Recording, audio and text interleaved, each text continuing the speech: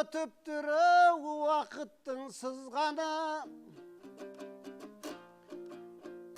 Geçeli 25-ci jıl delek bugün. Oy жылқы жыл geldi bilinbey. Amansın bu kalın jurtandan aqtаңдай tildi gereyim.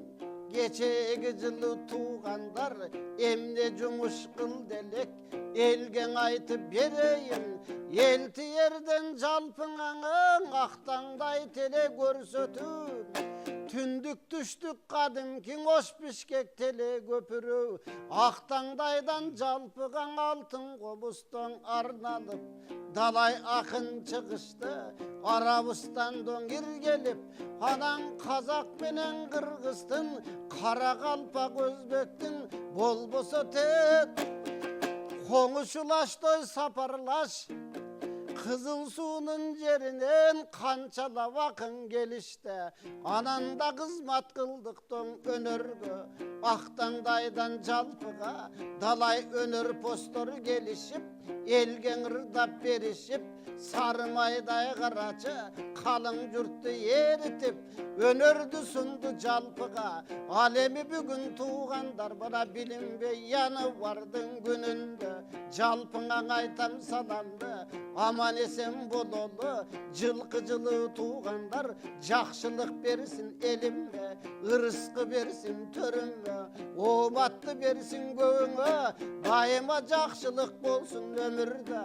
Алеми бүгін болса туғандар, бабалардан башқаған, салтқа келіп берелі, хамманастан уланған, ырамандың ырчулы, бабаларым құралған, болбосон geçen деген залқарлар дастан менен санатты, шуап берген емес бе, ошолорго кайрылып, ақмақтымдың атайлы жалпыңа жайып бермекпіз. Алеми қоногым келді bu yerden Abdümanap canava, amansız bu qarаңыз, atay gelip momentip, elti yerдің залына, elti yerдің барына, ақ саламдың айттыңыз, sizge da bu yılkı жылың құт болсын. Ana qarаңызшы қарачың ұлылыққа қарабай, инеме барып келсем деп, ақтаңдайдан жалпыға жаңылық айтып берсем деп, шаршабай ырдап баяғы залқарлардың айтқанын жалпыған айтып келсем деп, бастырып келген чағыңыз, аван амандықты тілейлік мұнан ой, елті ерден барыңыз, ақсаламдың айтамы мұны қауылдың қалыңыз, негізгісін қорываңыз сылайы. Omатту Kırgız жергеде сиздей болгон улууна. Алла Таала жараткан саламат койсун го Кудайым. Алемиң акмактымга кайрылып, дастанды жазган экенсиз. Калган каткан кептерде кана эмиң жан экен өзүңүздөн сурайым. Hoş gelipsiz. Эми ушу мен Акмактым дастаны тууралуу кичине айтып кетейин деп келдим. Ага чейин şu баарыңарды, телегерчилерди жаңы жылыңар менен куттуктаймын. Эми мынабы Акмактым дастаны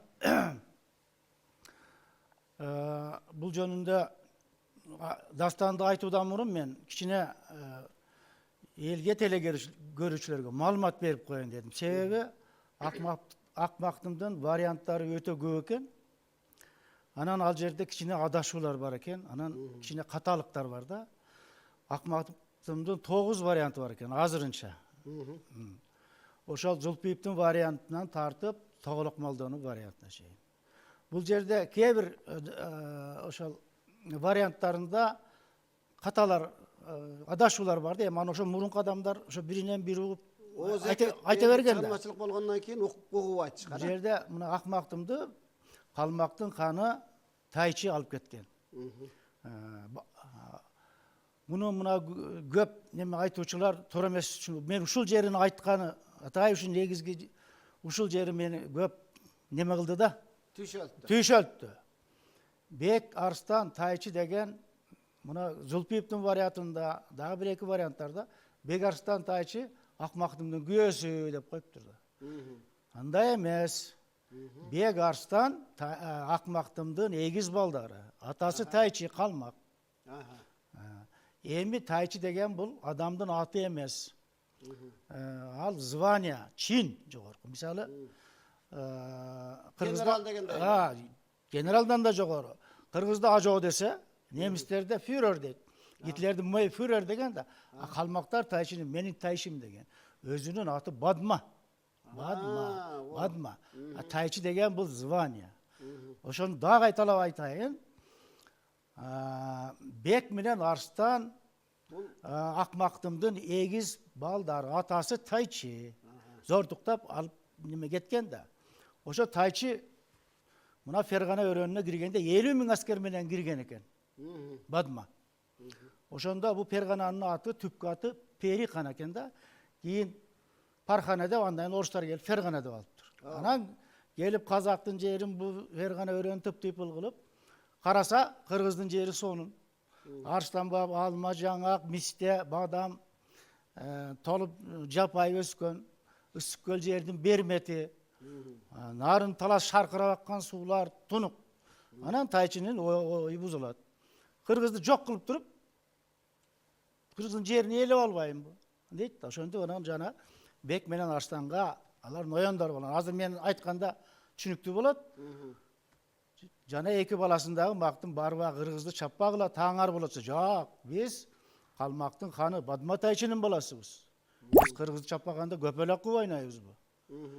Биз ноёнбуз, бизге кан керек, данк керек деп болбойт.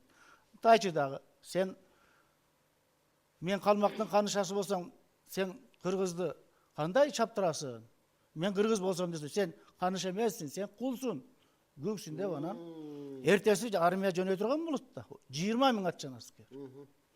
Тайчы айтат, кыргызды түгел кырып, бешиктеги баласына чейин.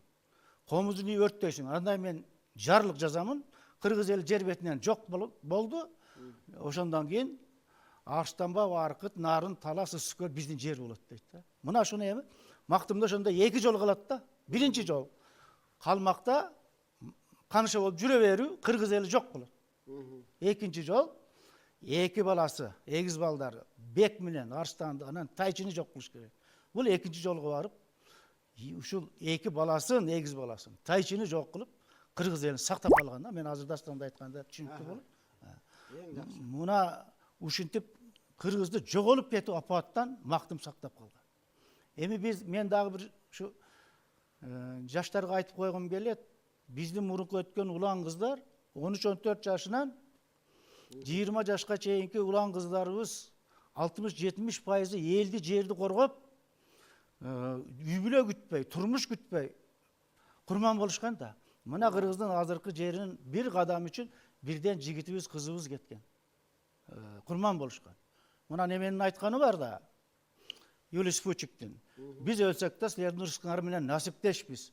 Анткени биз силердин келечегиңер үчүн жан кыйдык. Биз ошо жан кыйган баатырларды эскерип кетишибиз керек да. Эми негизги айтайын дегеним дагы. Да шуларды айттым. Кыргыз элинде бу дастан, манастан тартып немеге чейин кечеки Тайлак Баатыр, Шырдакбек, мына Мактымга чейин 30-40 жакты дастан кенжепостор бар да. Биз ошолордун ичинен негизгилерди бөлө билишибиз керек да. Биз жөн эле эки адамдын сүйүүсүн, эки бир туугандын мамилесин даңазалай берип, эл деп, жер деп жанын берген баатырларды биз даңкташыбыз керек. Мына Кытай, Южный Кореяларда биринчи элдик баатырларды киносун тартып, жаштарды ошого тарбиялайт да.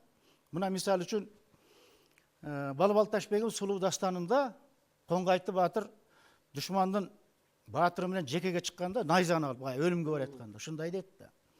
Касиеттүү Алато каз элечек салынып карегине бир келди дейт. Анын карегине баласы, аялы же ата-энеси келбестен Алато келип атат. Ошо ушинтип элди жерди коргошканда.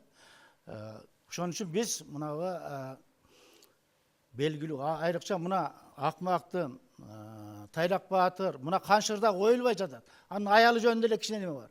Каншырда оюлбай өзү жатат. Буларды биз ошо элге эскерип, дастандарды айтып. Эң туура айтасыз. Кадырман телекөрөрмандар, биздин бүгүнкү коногубуз белгилүү манасчы, дастанчы, өзү эл агартуунун мыктысы, атайын баягы биздин ушул Жалал Абадтын Сузак жергесинен Абдуманап Оморов бабабыз келип отурат. Абдуманап баба негизи биз быйыл мына буйруса баардыгыбыз жаңы жылдын алгачкы күндөрүндө отурабыз. Элтерден Актаңдай теледолбоорунда, Актаңдай теледолбоорунун алкагында Актаңдай акындар ордосу Элтер биз быйыл ушул жалпы кыргыз журтчугубузга ошол өзүңүз айткандай эле мына элдик дастандарга обон жаратуу жагына обончуларга кайрылдык. Өнөр адамдарына, дастанчыларга кайрылып атабыз да. Ушул жана азыр сиз айткандай бир жок дегенде бир 30га жетпеген дастандарыбыз такай айтылып эле обону менен.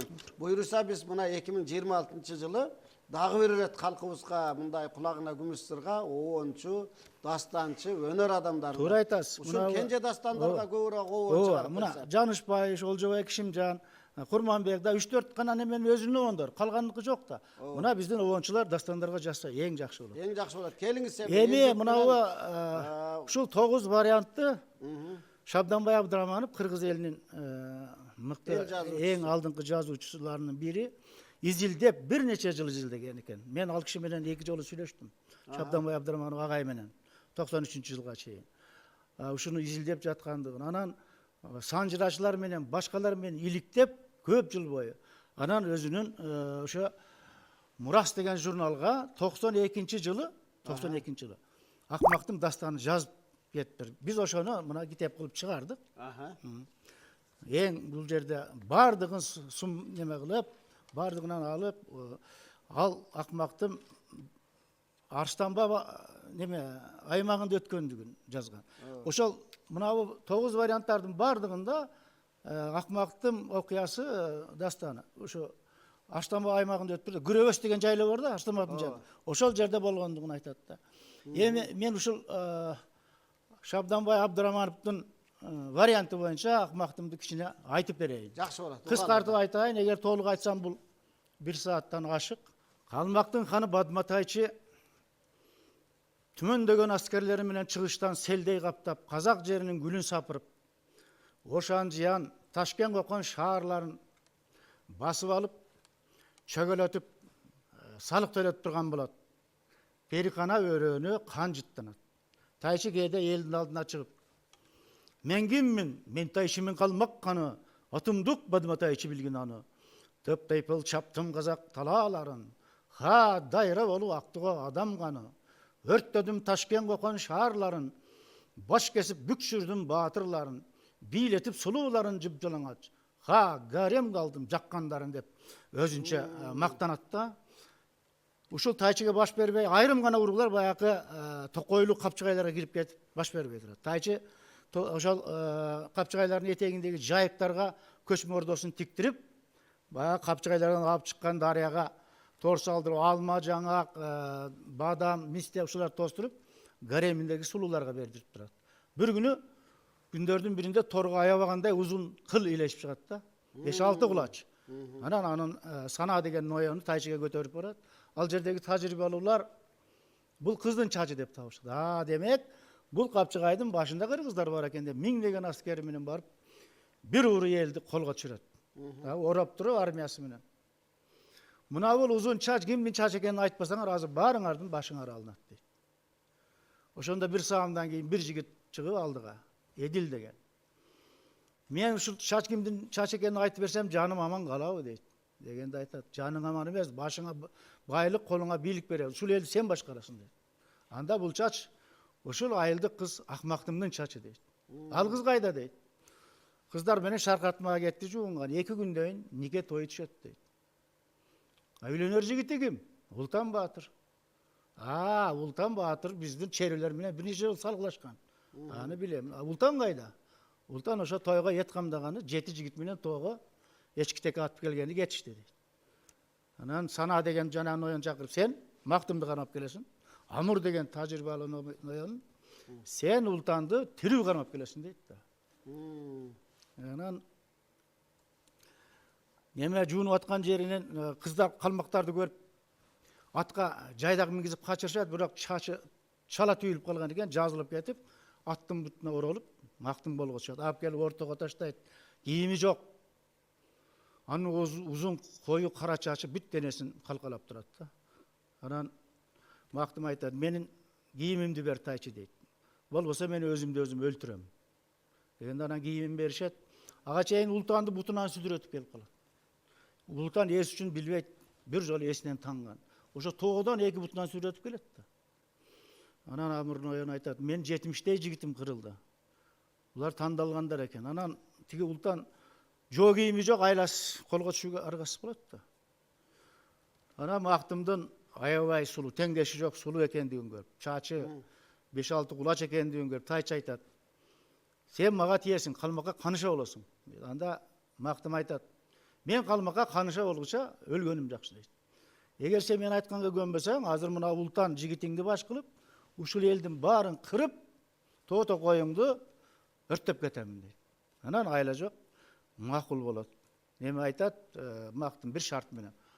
Немени ултанды өлтүрбөйсүң, өлтүрбөймүн дейт. Анан алып жөнөйт аны. Ошондо Мактымдын апасы, эжелери кошот да, жазгы бир жайлоо жалпакташ Мактым, жазында качсаң андан бир тапкын. Күзгү бир жайлоо күрөбөс Мактым, күзүндө качсаң мындан бир тапкын. Алмалуу конуш арстанбап Мактым, адашпай качсаң андан бир тапкын деп.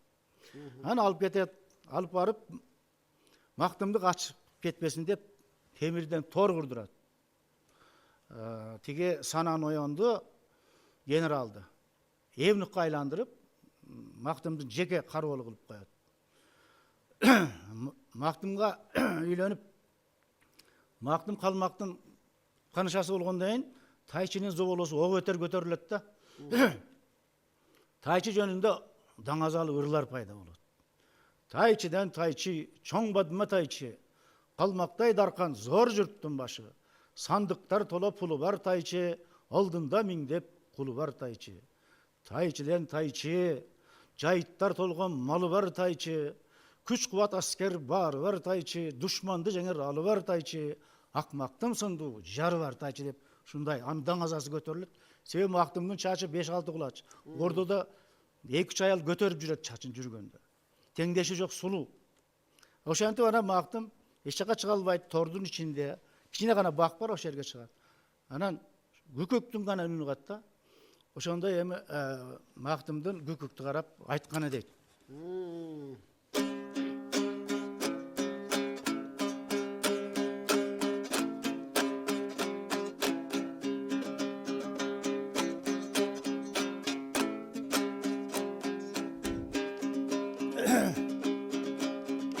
Kuvarça başı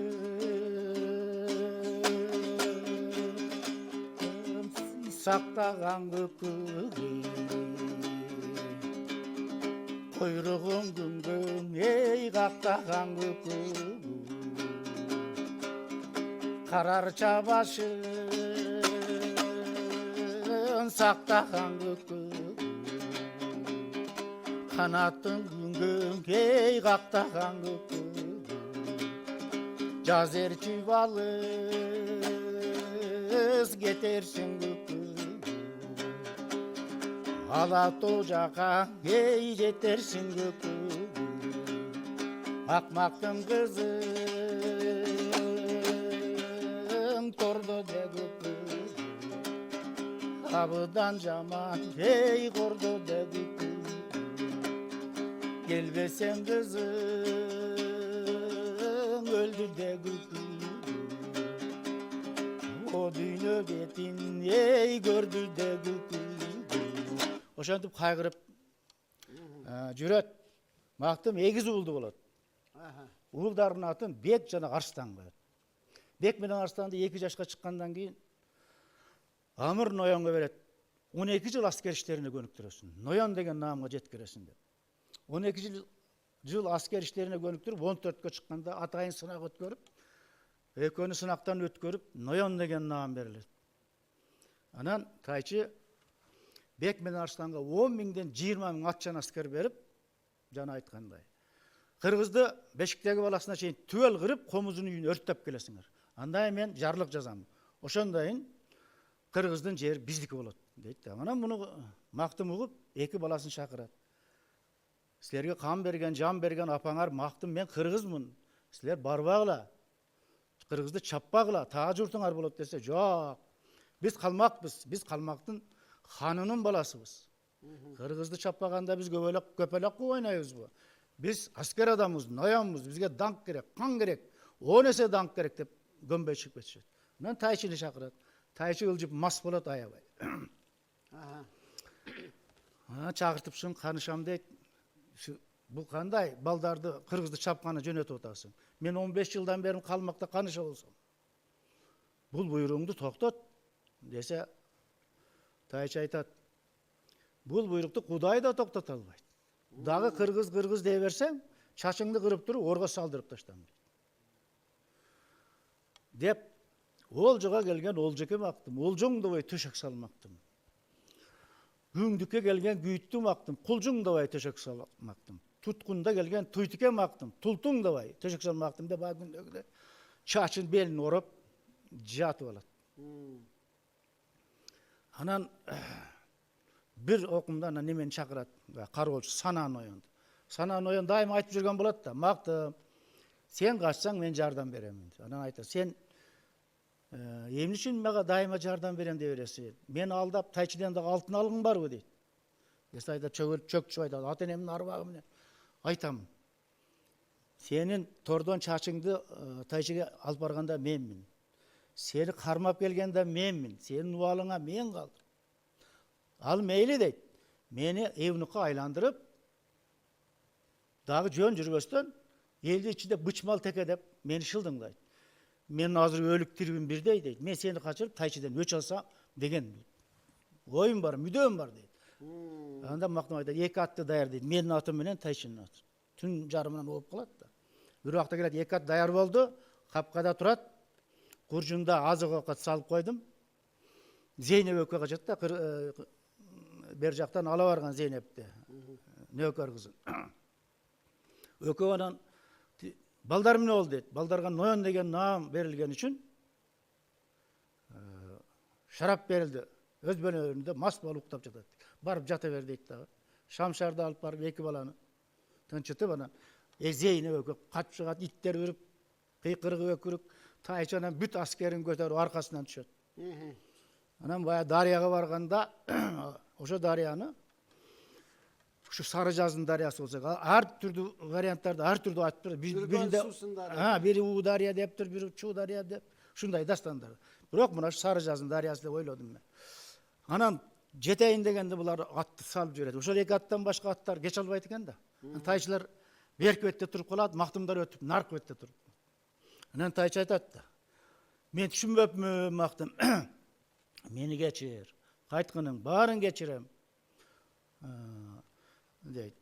Ak maktımım, ayganışam appak maktım, Tayşıge baylanışat senin baktım. İzine gülektirem, karayım ayap, su içsen kollarında altın ayap. Getken getsin, ötken öttü, barın geçirim, kaytkının deyt. Anda maktım aytat. Ha, susun içken beyişindin, maga kımbat bir minöt erkindigim. Bul gündörü karatışım bolup kalsın, koş Tayçı, meni gütöt. Kırgız elim, koz jerimde attım başım burat. Jönөгөндө Тайчы сал кылатты дейт, эч сала албайт да. Анан өзү салат, атты сууга салып жиберет. Агып жеке жакындаганда мактымдагы жаа тарткан Жаңыл мырзадай. Кекиртек атат, Тайчы жеке чыгып өлөт. Анан Зейнеп менен мактым элге келет. Элге келип Акбай деген кишинин кызы болот да. Акбай карыяга учурап Ултан менен болду дейт. Кана Ултан десе, Ултаныңды сен алып кеткенден эртеси эле киши жиберип өлтүрүп койгон. Дагы сөөгүн бербей немеге асылган бойдон карга кузгун жеп, кагыраган сөөгү алгандан анан берди. Ошо сөөгүн алып келип көмдүк. Дегенде мактым ошо жерде жыгылып каза болот да. Ошондогу элдин жүрөгүндөгү ыр дейт. Мына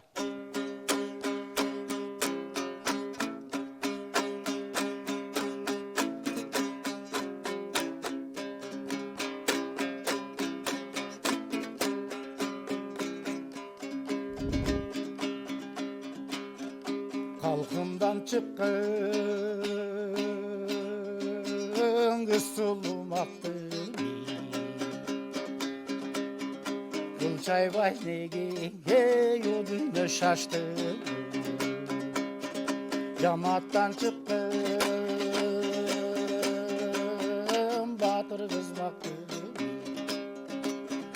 жарыңдың естеп ей жанаша жатты кыргызың ыйлап жаш төксүн мактып ала тоң жашып ей кучактап жатсың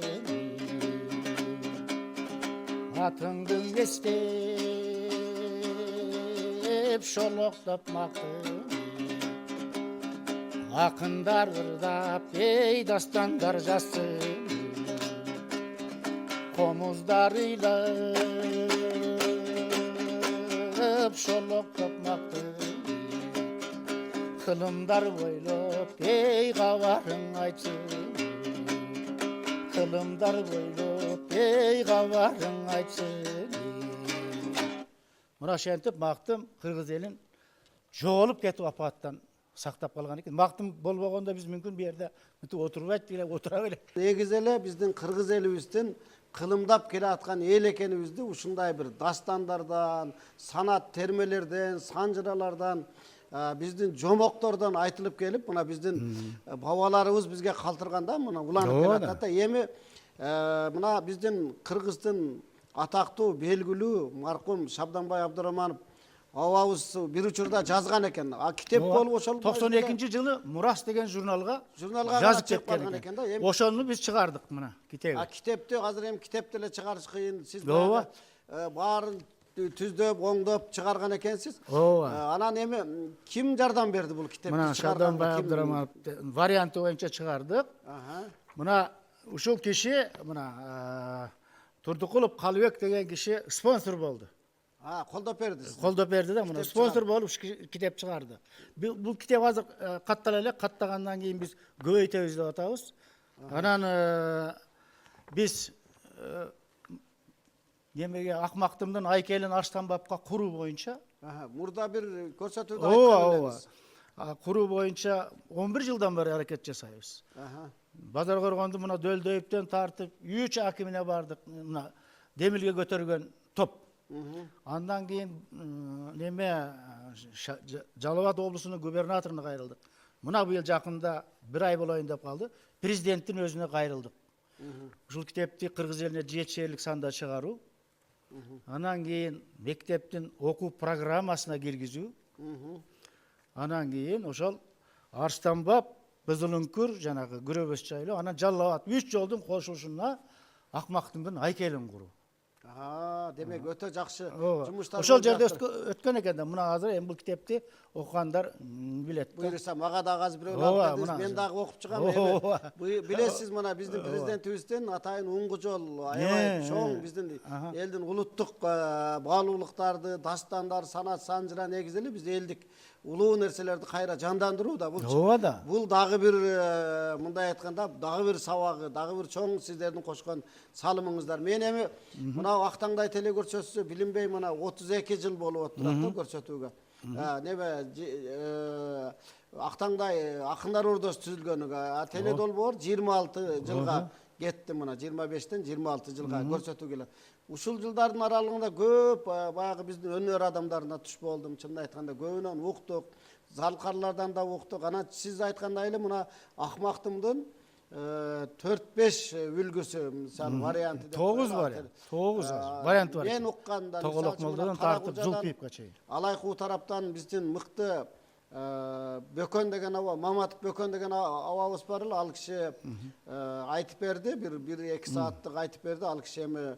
ааламдан өтүп кетти китебин да чыгарды окшойт ал киши дагы анан ал кишинин өзүнчө үлгүсү бар жаш баалыбызда мен Чоңолайда ушул чоң энем ананки чоң энемдин эң чоң кызы бар эле бизден ошол Ырыс деген эжебиз аябай көп ушул Акмактым жөнүндө дагы башка дастандар жөнүндө санаттар жөнүндө көп айтып берип жомок катары кылып айтып берет эле да бизге кулагыбызга көп анан сиз азыр айтып отурганда баардыгынын эле ошо жакындыгы бар бүт элечи ооба баары эле бирдей бу Шабданбай Абдыраманов агай көп жылдар бою изилдептир да мен ал киши менен сүйлөшкөнмүн 90-жылдары сүйлөшкөнмүн да баардыгын изилдеп санжырачылар менен баардыгын неме кылып туруп анализдеп синтездеп келип ушул Мурас журналына жазып кеткен экен керек болсо мен айтар элем бул Акмактым тууралуу конференция өтүш керек ооба себеби мунун немеси азыр Силер айтасыңар, 9, 11 деп келер айтып атат. Мен мына 9 вариантын карап чыктым. Варианттарда негизден окшош. Мактымдын чачынан таап алган, күрөбөс жайлоодо арыстанокто өткөн. Бирок жанакындай одон адашуулар бар кээ бир варианттарда. Ошон үчүн конференция өтүш керек. Мисалы Манас тууралуу конференция 54-жылы 6 күн болуптур. 6 күн. Ошондо Муктар Абезов биздин өзүбүздүн чоң жазуучулар Москвадан келгендерге кошоматчылык Манасты жок кылыш керек деген. Анан Муктар Абезов баш болгон тарап Манас эч бир баскынчылык кылган эмес, гумандуу деп ушундай. Ошол сыңары мына акмактым. Айрыкча дагы мына Шырдакбек тууралуу дагы бир конференция өтүш керек. Шырдакбек али оюлбай жатат. Кыргыз элине кылган эрдик. Эми сиз бизге бул бүгүн эле эмес, көп жолу буга чейин да көп жолу келип, баягы Балбал таш жөнүндө дагы бир топ дастандар жөнүндө айтып бергенсиз. Буйруса быйылкы жылы мына биз ушул жакшы демилге көтөрүп, ушу жакшы болуптур. Оончу, аткаруучулар, негизи дастанчыларга, акындарга кайрылып атабыз да. Дагы бир рет кайрыла кетебиз, ушундай бир дастандарга көбүрөөк оон жаралса. Демек, бул аябай жакшы жөрөлгө болуп, биздин мына оңгу жолдо дагы, ушул улуттун наркына дагы, биздин бабалардын басып өткөн жолу, бизге калтырган жолун дагы бир жандандырат. Ошо балдарды жаштайынан тартып, ошо элибиздин нукура атадан калган, атанын каны менен, эненин сүтү менен келген нарк насил менен сугарышыбыз керек биринчи. Анан арабча кийинип алып, же болбосо европача майка түшкөн казан тегереңди жүрүп кайнатасы өкөн. Ага болбойт да. Биринчи өзүбүздүн элдик нарк насилди жаштарга үйрөтүшүбүз керек. Эң туура, биз ошол буга чейин биз көрсөтүүлөрдө дагы бир кыргыздын улуу эпосу, дастаны жөнүндө, мисалы мына Ер төштүк жөнүндө биз оончуларга атайын буйрутма берип, ушул өтүнгөнбүз. Ер төштүктүн дагы анын бүттү, жазылып. Жакында китеби да чыгат, ошол китеби быйыл чыгып, элдин колуна окурмандарга чыгат. Ушундай дастандарды биз мыкты эпостор, кенже эпостор бар, ушуларды жандандырышыбыз керек. Эми дагы мына Акмактымдан башка сиз көп эле баягы дастандардан чакан айтып жүрөсүз. Дагы бир экөөнү эгер мүмкүн болсо ушул элге үлгү болуп калсын, айта кетпейсизби ушул жерден? Дастандарданбы? Мисалы мына Балбал ташты. Немени айтып берейин, анда ошо Балбал таш бегим сулуу дастан. Кыскараак да эми ошо. Балбал таш бегим сулуунун жан жеңеси Бааркан сулуу. Кыз келиндер менен киргилсиз тоонун суусуна кийгөт салып чайканып. Жамгырдын таза суусуна жалбыстан чылап чайканып. Каргоонаган калтардай каалгый басып жайкалып. Экиленген күлкүдөн эрккендик байкалып, жигиттер тосуп чыгат. Ошондо жигиттер өргөгө жакындаганда ак өргөгө кыз келиндер тосуп ырдагыла. Ырдабанан киресиңер өргөгө деп тосуп алышат да. Ошондо Коңгайты баатырдын жан жигити Канатбекти сабап ырдап турган жерде.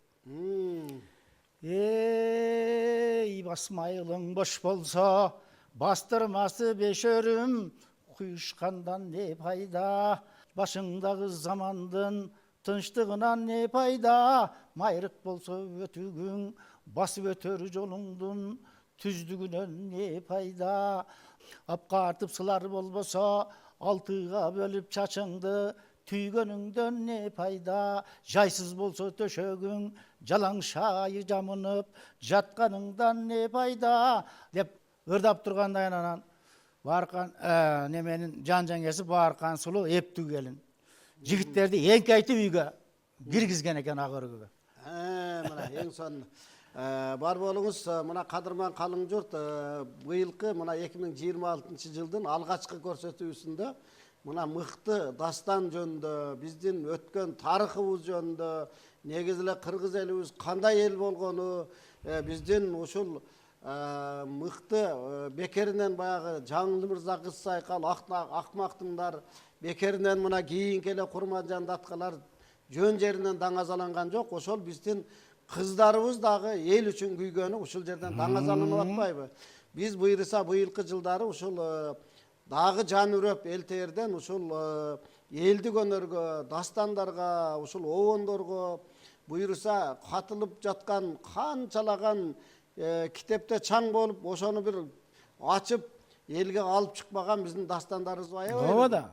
Ошолор буйруса быйылкы жылы чыгып калса бизге чоң бир Элим деп, жерим деп болот эле ошолор. курман болгон баатырлар көп да. Мен бир немени айтып берейин эгер убакыт болсо. Мурунку убакта мына дубаналар мазарларга жайында кеч киргенде мазарларга жатчу экен да. Бир дубанан кеч кирип мазарга жатып калса, түн огондон кийин жакын жерден күңгүрөнүп үн чыгат. Бул эмне үн болду деп мындай жылып барып караса, мүрзөдөн чыгып калган адамдын кубаш сөөгү шамалга ышкырып үн чыгат. Ошондогу үн дейт. Жана кубашты сөөктөн чыгып турган үн. Эрегиш күндө башталып, эченер чымды жастанып, сакалдар жашка чириген, санаатың калды сакталып. Атадан калчу балага айтарың барбы, карттарых. Канча жыл өткөн тапталып, кан жолдо эчен каттадык. Жоокерчилик замандын жоругу калды сакталып. Кыргыз деп эчен ат салып, кыргызды жаттан сактадык. Көп душман менен кармашып, көрүстөн сактап биз калдык деп. Мына ошо бизди корогон баатырлардын башынан ушундай үн чыгып атат да. Биз ошолордун арбагын ыраазы кылышыбыз керек. Абдуманап аба өзүңүздүн баягы улуу башыңызды кичүү кылып, мына жаңы жылдын босогосунда сизге дагы үй бүлөңүз менен, эл журт менен өзүңүзгө дагы узак өмүрлөрдү, бакубат, каалылыкты каалайбыз. Биздин көрсөтүүбүзгө абдан чоң бүгүн мына быйыл жыл башында эле Актаңдайга чоң казынабызга элтээрге бир чоң казына таштап элибизге дагы бир сыр сандыктын оозун ачып берип атасыз. Сизге ийгилик каалайбыз. Рахмат. Бүгүн билинбей көрсөтүү соңуна чыгып калды. Эми ушу көрсөтүүнүн соңунда биздин элтердин казынасынан Залкар комузчу болушма аткаруусундагы баягы Бек Арстан тайчы күүсүн элдерге коелу. Күүнүн башы кан барганда биздин баягы кыргыз элинде түндүктө кан барган деп шертет. Биздин түштүк Кыргызстанда мынабу Тажикстандын Жергетал, Оргонтөбө областы, ошондой эле Нургап, буягы Алайкуу, тиягы Лейлек, Өзбекстандын бу Кокон, Кыргыз Кыпчак элинде бардыгында ошол күүнүн башы Бек Арстандан баштаган. Ошол кан барган менен Бек Арстан экөөнүн укугу бүт бирдей барабар. Бул оң бирөөдө чертилет, кан барган сол бирөөдө чертилет. Мен ошо Бек Арстанды чертип берейин эми.